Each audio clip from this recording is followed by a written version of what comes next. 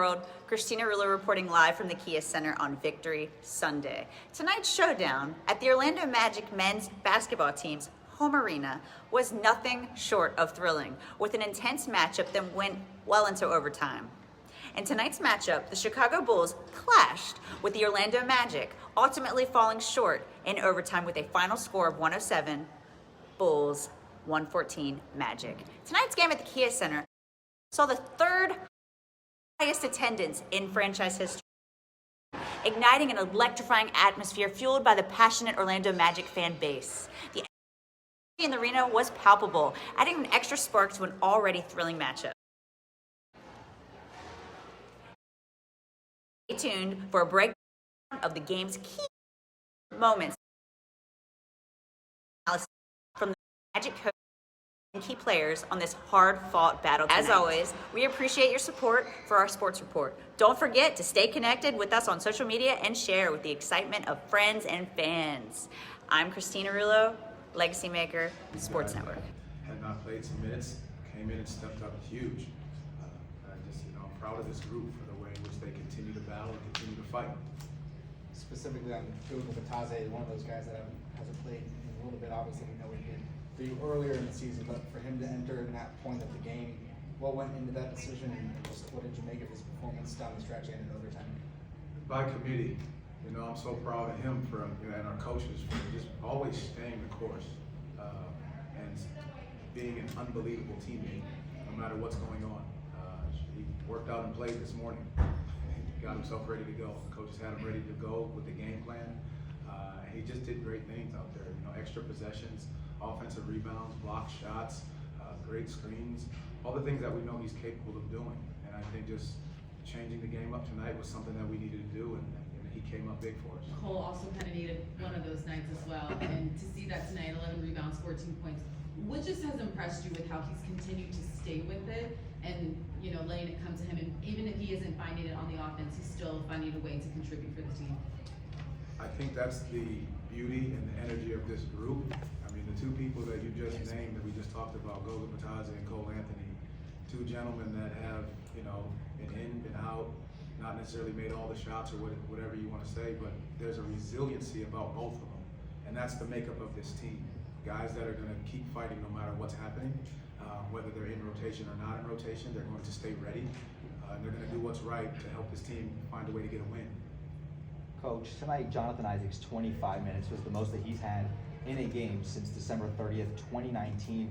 Hearing that from him, knowing all the hard work that he's had to do to get back onto the court, to be there for this team, the resiliency he's had to go through, what does that really mean for you just hearing that?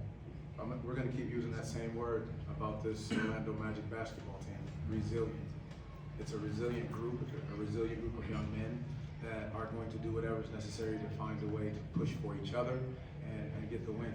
And we talk about winning and the standard. We didn't play up to our standard tonight. You have 31 points off of 17 turnovers. You give up 18 offensive rebounds. So those are things we'll clean up. But it's good to be able to clean those things up and win.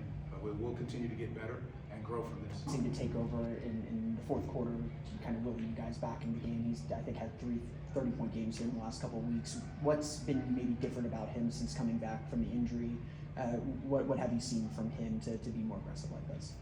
Just his body of work, what he's been able to do to get himself back, getting that rhythm going, his confidence that he has in his shot and getting to the basket. And then you have to realize that a lot of these things are coming out of the applied pressure to Paolo. They're loaded up to Paolo, they double team him on the block, and he's swinging it cross court to Franz. He throws one to Jalen across court. Just his ability to recognize double teams and make the right play, which gives the freedom to a lot of these other guys to make easier plays. It was so much momentum, because Franz doesn't, he shows his emotion, and it's great to see that when you know how energized he is in that situation. But it's also great to see our bench and our guys celebrating him. I think after he hit the 1-3, that whole bench celebrated up top because they know what work he puts in, how much they trust him, and just it's how dedicated they are to winning and not afraid of any of these moments. Coach, we're getting a more statistically significant sample size with Franz 30-point games, undefeated in those games. But to your point about Paolo, he's got 6+ assists in his last 10 games. Can you talk about his development and not trying to force it and finding the open guys when other guys are rolling in that game? We talk about it often, and he'll tell you, and it's the truth. He's going to make the right play. He's always trying to make the right play, whatever that looks like. And a lot of people see the double team and him dragging it out a little long. He's trying to find the right play, and he makes the right play. So him having 8 assists tonight, and just looking for his teammates, understanding how he was being guarded, I think it's just so much growth for this young man and how he understands and reads the game. Gaining experience as you prepare for the postseason, the way that Jonathan's playing, the challenges he's taken on defensively, just how much does his type of game potentially translate to that type of environment? That's what it is. It's high level. And I've said the word elite a lot of times, and that's what he does, and that's what he causes. He causes a disruption defensively on other teams, and then the other side of it is guys trust him to take those corner threes. Paulo advanced it to him one time, ready to knock down the corner three. So those pieces are very big in our continued growth and helping our young men learn how to win in this league. Coach gave up 36 in the third quarter, only 15 in that fourth quarter. I know you made some personnel adjustments in that fourth quarter, but what do you tell your team at the end of that third quarter, and what particular adjustment do you make, in order to hold them to 15 points? Well, 22 points in the last 17 minutes. I think that's pretty good. And you focus on staying in the moment. Right? You give up those 36, but you have to understand that's the game of runs. Basketball is a game of runs. You just don't get too high, don't get too low. I think we ended that run towards the end of that third quarter to give us a little bit of momentum, and then going into the fourth, we got ourselves back into it. So just staying poised, staying in the moment, and knowing that it's a game of runs, but we've got to control the things that we can. You mentioned earlier not playing. Cole, obviously every game has its share of challenges, but how much do you like your group's ability to lock in defensively, in the fourth quarter and find a way to come out with the victories? Yeah, man, we have such a talented group, and we have such a will in that defensive end to just work hard and just not let that person in front of us, score or whatever it is, make a play. It's such a pride in that defensive end, and I think that really showed down the stretch tonight. Cole, it has been a minute since we've talked to you Man, about this. Just for you to stick with that, and stick with this, and contribute in the overtime with 4 points and rebounds tonight. Just where does that resiliency come from for you? Oh man, a lot of therapy, man. I mean that time in that gym. Just for me, I just had to re-lock in, had to kind of take a step back, reassess kind of my goals for what I want to do. And so for me, I had to go get in that gym, just be consistent with that, stick to a plan, and it's allowed me to kind of get to this point. And I got such a supportive team, supportive coaches, supportive organization, and so I was just so happy that I was able to be out there and contribute for this one. Team that they had faith in you to close this game out. They had faith even in a guy like Gogo, who hasn't played very much, to close this game out and pick up the win. Yeah, man. I mean, I don't even know. We just got such a special group, man, and it's so much just love, support for each of the man next to each other on this team, whether it's coaching staff, whether it's players, front office, whatever it is. It's just a super tight knit group, and there's trust. Everyone sees how hard the person next to them works, and so you see that every day. That trust is built. We know you and Goga are close. What did it mean for you and really for the whole team to see Goga step up in those moments and make some of the big plays that he made? Man, I'm so hyped Goga was able to get out there and do what he does best. He's a true professional. Someone who just comes in and works hard every day. We got jokes. I think we got a play. I don't remember what happened. I don't know if it was overtime, fourth quarter, whatever it was, where I think he did something. Might have been after the end one. We just dapping each other up. But man, big shout out to Goga. He just, he's proven that he belongs out in that court. Whether it's early in the season, whether it's his time before he played in Orlando, he just had to, wait for his opportunity. And his opportunity came tonight, and he was ready.